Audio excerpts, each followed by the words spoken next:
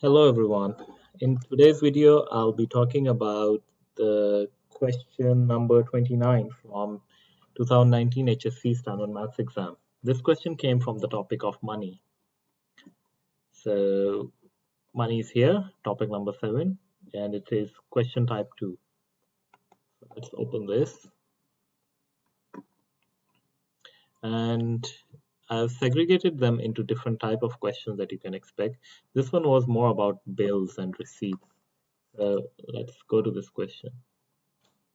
So what you're given is a receipt from a supermarket and you have to calculate A and B, two amounts. So let's take this out. So here's a question. You need to look for clues how you can solve this. So one of the things that I'm seeing here is GST is included, which is 70 cents, right? And here I'm told a little bit more that GST is 10% and this is next to an asterisk, and that asterisk only refers to chocolate. And it's not referring to anything else, which means this GST is only applied on this chocolate. How is GST applied? So if the chocolate price is X, right now we don't know what is the price of the chocolate, right? So let's call it X. So what we are saying is that 10% of that price is GST. So X multiplied by 0.1 is the GST, and the GST value is 70 cents, so it's equal to 0.7.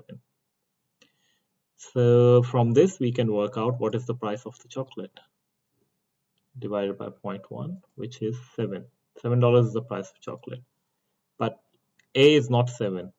A is the price of the chocolate plus GST because it's included in this value. So A would be price of the chocolate, which is 7, plus 0.7.